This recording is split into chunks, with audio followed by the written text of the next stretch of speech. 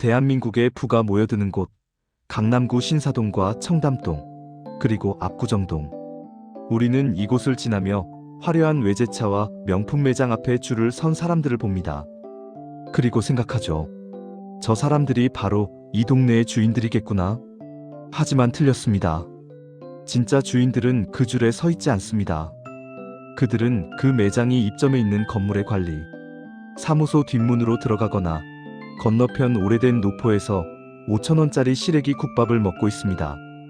오늘 여러분께 들려드릴 이야기는 단순히 검소하게 살자는 도덕책 같은 이야기가 아닙니다.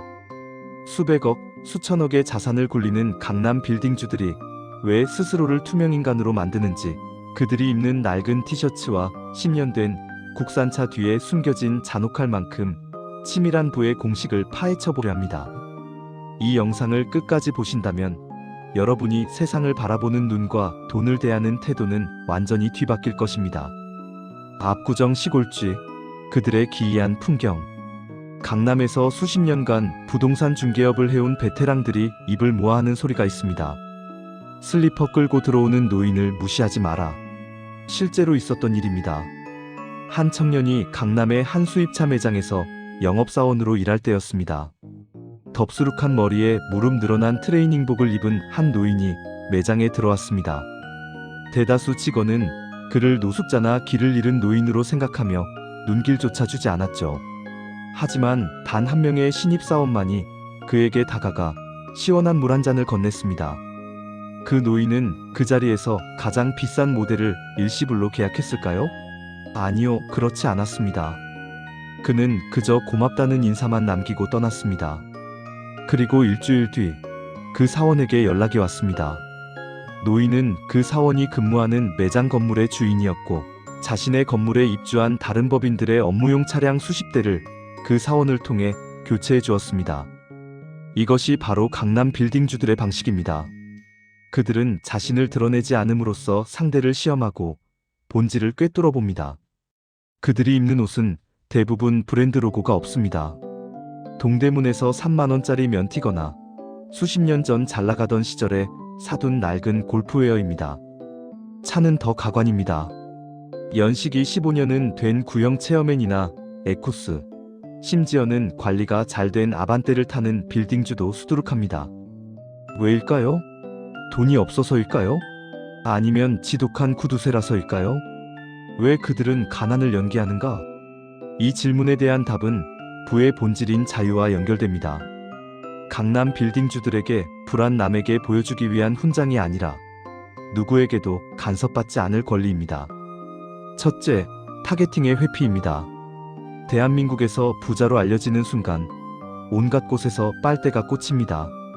친인척에 빌려달라는 요청, 각종 기부단체의 압박, 심지어는 세무조사의 타겟이 될 수도 있다는 무의식적인 공포가 그들을 숨게 만듭니다. 그들은 화려한 깃털을 뽐내다 사냥꾼의 표적이 되는 공작새보다 진흙 속에 몸을 숨기고 생태계를 지배하는 악어가 되기를 선택한 것입니다. 둘째, 에너지의 효율성입니다.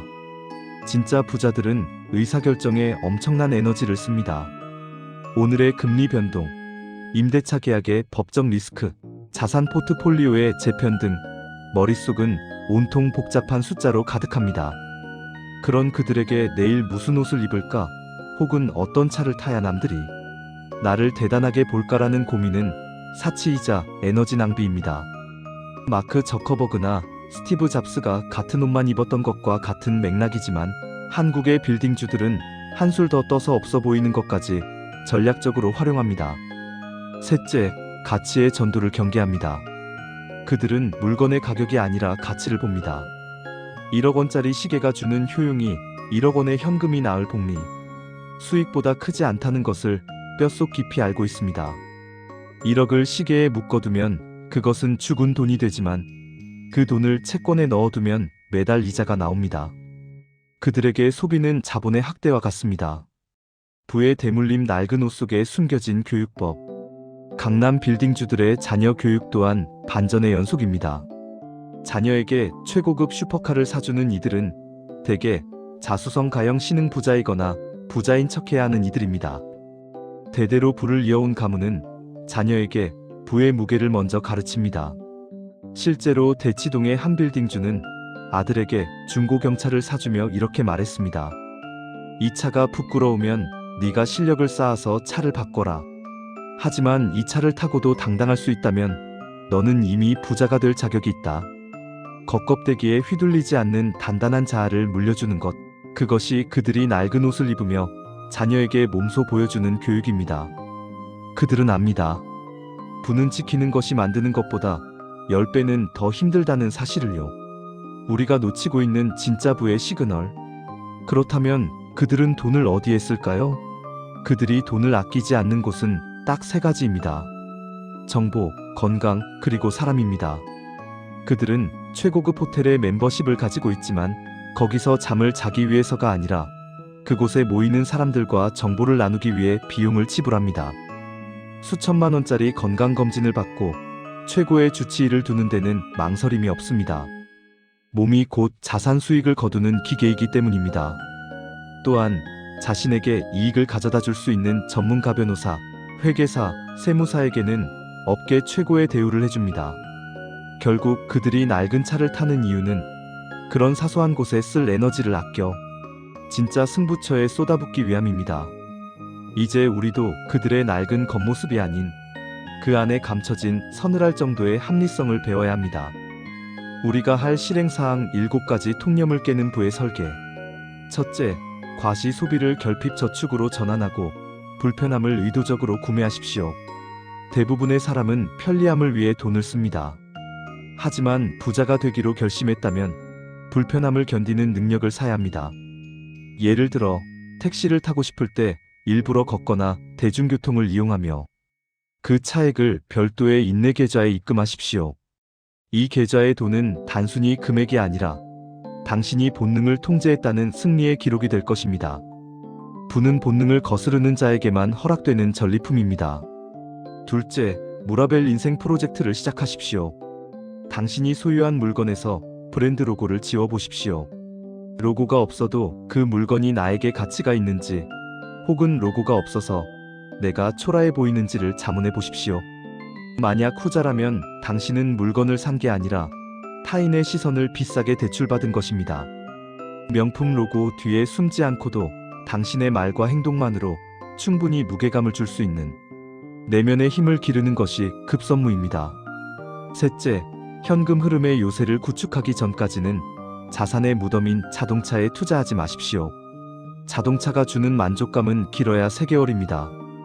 하지만 그로 인해 빠져나가는 할부금과 보험료, 기름값은 당신의 자본가로의 은퇴를 10년 늦춥니다. 강남 빌딩주들처럼 차를 이동하는 깡통으로 정의하십시오. 당신의 순자산이 타고자 하는 차. 가격의 최소 100배가 되기 전까지 차는 오직 기능을 수행하는 도구여야만 합니다. 넷째, 1일 1회 경제 지표와의 독대를 루틴화하십시오. 강남 빌딩주들은 아침에 눈을 뜨면 신문부터 펼칩니다. 유튜브의 요약 영상이 아니라 날 것의 경제 지표와 뉴스를 보며 자신만의 해석을 내립니다.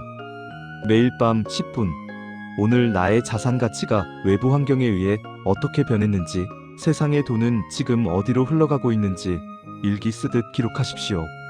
정보의 홍수 속에서 낚시꾼이 될 것인지 물고기가 될 것인지는 20분의 독대에 달려 있습니다.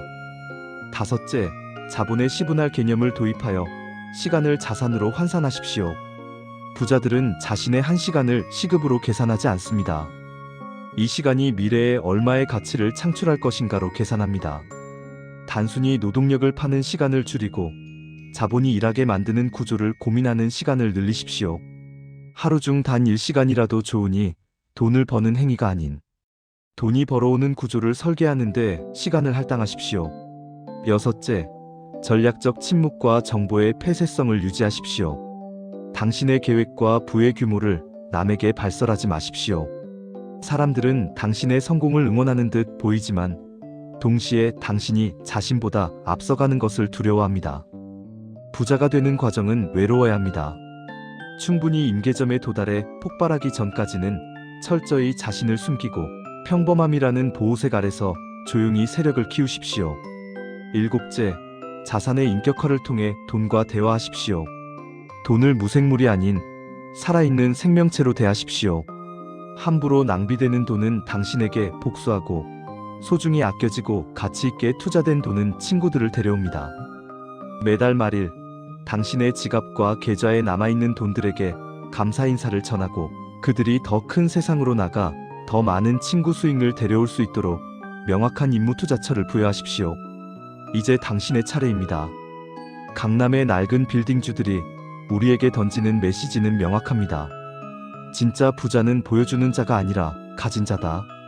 겉모습을 화려하게 치장하는 데 쓰는 에너지를 내면의 실력을 쌓고 자산을 불리는 데 돌리십시오. 낡은 등산복을 입고도 세상의 중심에서 당당할 수 있는 그 압도적인 여유, 그것이 오늘부터 여러분이 지향해야 할 부의 종착지입니다. 오늘 이 이야기가 여러분의 가슴에 작은 불꽃을 일으켰다면 지금 당장 여러분의 소비 목록 중 하나를 삭제하고 그 돈을 자산 계좌로 옮기십시오. 그 작은 실행이 훗날 거대한 빌딩의 머릿돌이 될 것입니다. 여러분의 찬란한 성공을 진심으로 응원합니다. 이 이야기를 듣고 소름 돋았다면 당신은 성공 직전입니다.